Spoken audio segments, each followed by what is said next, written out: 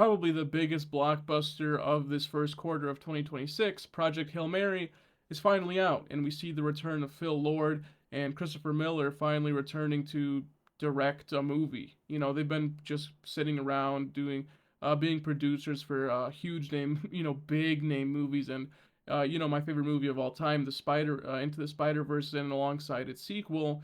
Uh, I feel like we've been missing them.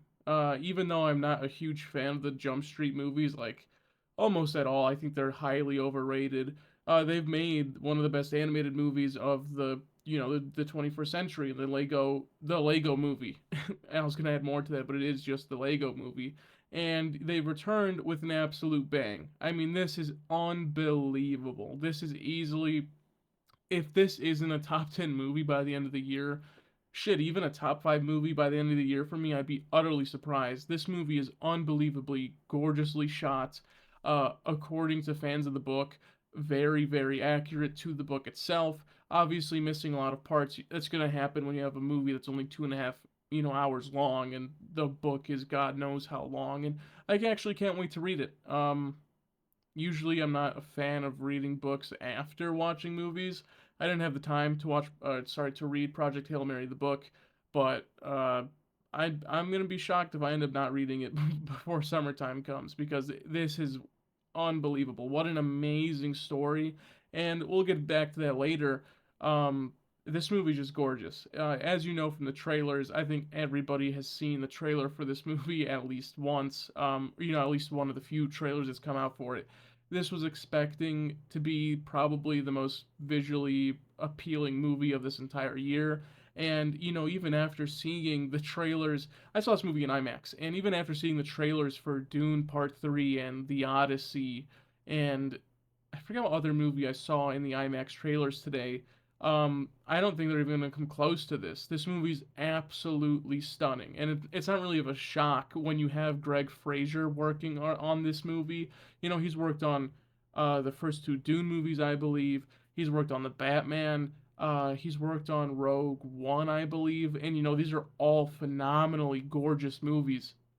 And of course, he comes in here and he absolutely kills it. Project Hail Mary is easily the best looking movie I've seen this decade. It's unbelievable. Every scene you get sent out to space is a whole new adventure. It's not just like when I saw Interstellar the first time, I didn't feel like, I was going out every time they went onto space. It was like a whole new scene or feeling to the scene when you get like these wide shots out in space. But in this movie you get the shots of the planet, the giant green gorgeous planets. You have the scene where Ryan Gosling is sitting and he's just surrounded by all these gorgeous red flickering lights around him. Even just like the normal wide shots, just like in.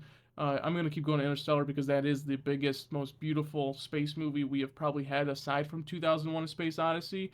It's just the most recent one. And you have those gorgeous wide shots of just the empty space, and it's just unbelievable how gorgeous this movie is. And even aside from that, if you just take out the space scenes, this movie is still unbelievably gorgeous.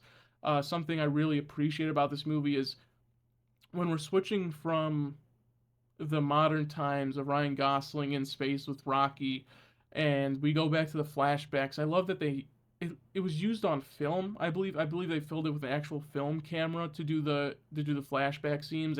They all have like this grainy texture to them, and it just feels like a completely different movie, but it's still I don't know what I'm saying here. Even though it still feels like a completely different movie, it just feels so visually consistent throughout. It's unbelievable. This movie is just so unbelievably pretty. And another thing that goes alongside that, this movie has zero green screen use. Apparently, this movie has zero blue screen use. Apparently, I cannot believe with how much they achieved in this movie with so little CGI. Rocky being literally zero CGI at all, and him just being a puppet, and alongside a few animators working him around with his movements. It's unbelievable.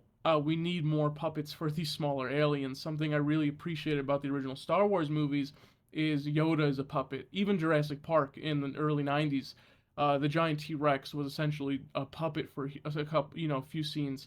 And we need more of this. It just makes these creatures and monsters and aliens just feel more lifelike, and they don't feel like they're out of the world completely, and they don't feel like Rocky feels like he belongs aside Ryan Gosling, even though for most of the movie he is trapped inside a bubble, a glass bubble. It still feels like he does belong alongside Ryan Gosling. It's unbelievable. This movie is just unbelievably gorgeous. The set pieces are amazing. I wish we had that, as an award for a lot of these award ceremonies. The set pieces for this movie are unbelievable. It is fucking insane that you have the whole spaceship actually being a real set, and it's not CG, not green screen like I mentioned earlier. It's unbelievable. This movie is it just this needs to be the movie that sets a bookmark for the 2020s going forward, because we're using too much CGI and green screen bullshit for all these, huge name movies. This movie's budget was like 200 million, and that's it. And it looks like the best movie of the decade, and it's just, it's unbelievable. It's unbelievable. I need to stop talking about this movie visually. The score is probably going to be my favorite score of the year. It is so fucking insane. I'm trying to remember who did the score for this movie, but crap. They've done so many movies before, and they clearly are doing something amazing here. Every time there's a new little sound bite going in your ear, it's unbelievable. Especially the score specifically when Rocky's ship first meets with Ryan Gosling's ship. It feels almost like like the original Planet of the Apes feel. It's just so refreshing, and every time the new score pops up, it's just so fresh, and it just sounds fucking unbelievable. And something I appreciate about this movie, which I was surprised about, was the lack of its soundtrack. And even though when we do get a few songs here and there, they're not here for a long time, and we don't get a lot of them scattered throughout this movie. It feels like most of them happen throughout the second half of the second act and the third act, which I would really appreciated. Like specifically the scene where they send out George Ringo, and the four pods back to Earth to send all the videos and information about the parasite. The song plays for like 10-20 seconds, and then it just goes away. It doesn't stay the entire time. It doesn't overstay its welcome. And this movie just does such a good job at making nothing feel like it's overstaying its welcome. The comedy in this movie isn't disgustingly overused. This movie's very hilarious.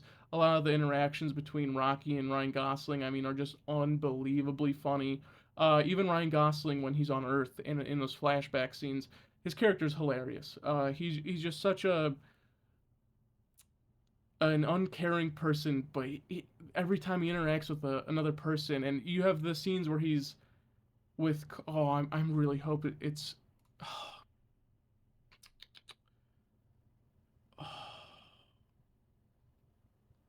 Why am I forgetting his name? I can't remember. I can't remember his name. Clark, I believe, the agent he was working with. That whole like 10-minute sequence is unbelievably funny.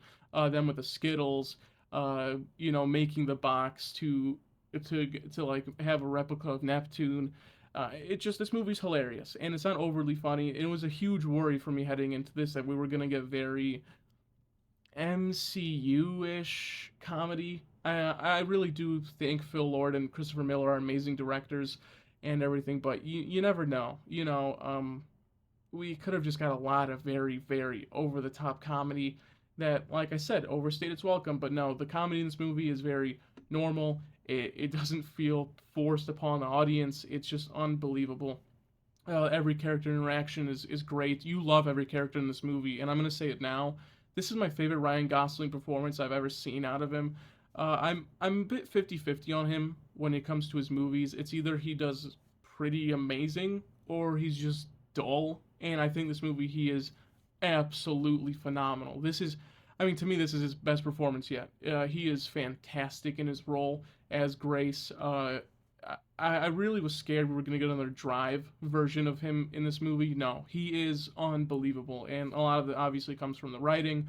But Ryan Gosling needs to keep proving that he is one of the best actors out right now. And I think this was an amazing job at it. He was unbelievable. And Rocky, I mean, like I mentioned earlier, amazing puppetry, animation alongside it is hilarious. And I love the motions he does with it, the sounds he's making, the whole bit where Ryan Gosling is trying to figure out his language and has a whole translator set up on his laptop. It's just great. And you know, the whole scene where he's going through the different voices, I love it, man. This movie is unbelievable. It feels like they just do every single thing right in this movie.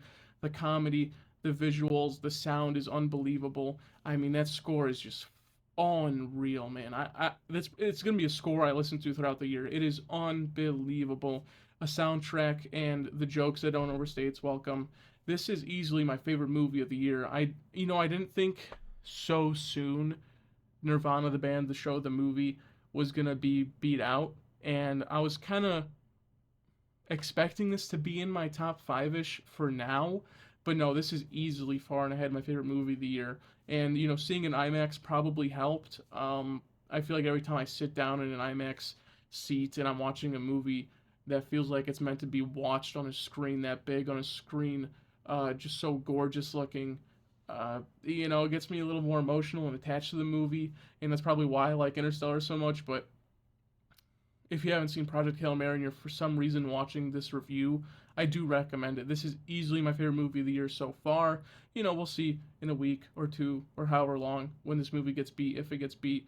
Uh, this is an amazing start to the year. If this was a Ryan Gosling movie with Phil Lord and Christopher Miller is the biggest, best movie of the year so far, this is going to be an amazing year for film. I hope at least.